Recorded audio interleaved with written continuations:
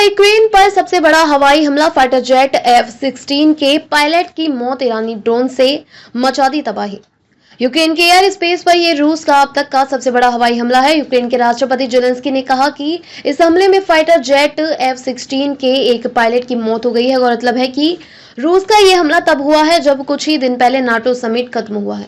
इस समिट में दुनिया के ताकतवर राष्ट्राध्यक्षों ने 3 साल से चली आ रही इस जंग को जल्द खत्म करने की अपील की थी। रूस ने यूक्रेन के कई शहरों पर ड्रोन से मिसाइलों से हमला किया है।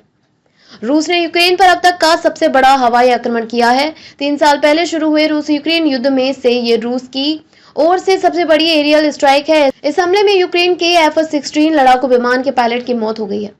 यूक्रेन के राष्ट्रपति जेलेंस्की ने कहा कि रात भर में रूस ने यूक्रेन पर 537 हथियारों से हवाई आक्रमण किया है। इसमें 477 ड्रोन थे और 60 मिसाइल थी। राष्ट्रपति जेलेंस्की ने इस हमले की जानकारी देते हुए इस हमले का दुखद पक्ष ये रहा कि रूसी हमले को निष्क्रिय करने में जुटे F-16 विमान का पायलट मकस्वीम उस्तेमेको रूसी हमले की चपेट में आ गया है और उसकी मौत हो गई।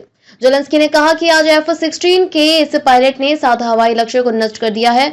उनके परिवार और साथियों के प्रति मेरी संवेदनाएं हैं। मैंने निर्देश दिया है कि उनकी मौत की सभी परिस्थितियों की जांच की जाए। राष्ट्रपति जेलेंस्की के मुताबिक रूस ने जिन ड्रोन से हमला किया उनमें से ज्यादातर ईरान में बने शाहिद ड्रोन थे। जेलेंस्की ने कहा कि रूसी सेना हर उस चीज को निशाना बना रही थी जहां जिंदगी के निशान थे। उन्होंने कहा कि इस मीला में एक रिहायशी इमारत भी इन हमलों का निशाना बनी और एक बच्चा घायल हो गया।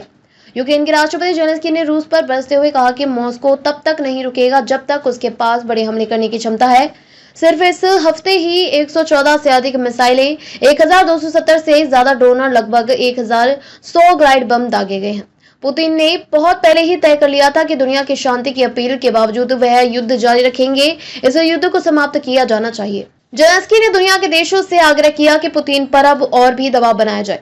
यूक्रेन की वायुसेना ने कहा कि उसने 249 ड्रोन को इंटरसेप्ट कर गिरा दिया, जबकि 226 आसमान में खो गए। एपी के अनुसार इन ड्रोन को कथित तौर पर एक इलेक्ट्रॉनिक रूप में जाम कर दिया गया है। यूक्रेन ने भले ही इन ड्रोन को इंटरसेप्ट करने का दावा किया है, लेकिन इससे यूक्रेन के सिविल इंफ्रास्ट्रक्चर को तगड़ा नुकसान हुआ है।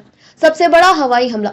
यूक्रेन की वायुसेना के संचार प्रमुख यूरी यह नाथ ने बताया कि रात भर का हमला देश पर सबसे बड़ा हवाई हमला था, जिसमें ड्रोन और विभिन्न प्रकार की मिसाइलों के शामिल किया गया था। इस हमले में यूक्रेन के पश्चिमी इलाकों सहित पूरे क्षेत्र को निशाना बनाया गया जो अग्रिम मोर्चे से बहुत दूर थे। यूक्रेन के रक्षा मंत्रालय ने कहा कि रूस की ओर से छोड़े गए हथियारों में 211 ईरानी शाहिद ड्रोन थे, जबकि कुछ दूसरे UAV थे। यूक्रेन की सेना ने 225 हथियारों को इलेक्ट्रॉनिक तरीके से जाम कर नष्ट कर दिया। इसके अलावा रूस ने एक इस्कंदर बैलिस्टिक मिसाइल से हमला किया। यूक्रेन ने 33 इस्कंदर क्रूज मिसाइलों को गिरा दिया। इसके अलावा 4 कालिबर क्रूज मिसाइलों से भी अटैक किया गया। 2 लोगों की मौत, 6 घायल। खेरसोन के क्षेत्रीय गवर्नर ओलेंस्क्रांद्र प्रोकुडिन ने कहा कि रूसी ड्रोन हमले में एक व्यक्ति की मौत हो गई है। वहीं चेकारसी में क्षेत्रीय गवर्नर इहोर टेबुरेट्स के अनुसार यह रूसी हमले में एक बच्चे सहित 6 लोग घायल हो गए हैं।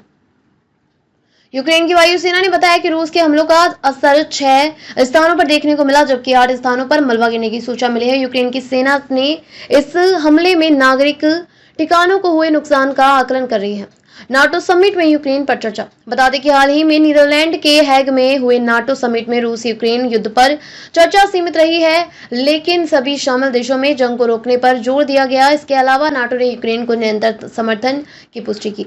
इसमें सैन्य सहायता और 40 बिलियन पाउंड की वार्षिक सहायता शामिल है। हालांकि यूक्रेन की नाटो सदस्यता पर कोई ठोस प्रगति नहीं हुई है। अमेरिका राष्ट्रपति ट्रंप ने युद्ध को समाप्त करने की बात की है, लेकिन कोई ठोस शांति योजना सामने नहीं आ सकी। इस समिट में नाटो देशों ने रूस को गंभीर तरीके से रूप में चिन्हित किया और डिफेंस बजट GDP के 5% तक बढ़ाने का निर्णय किया है।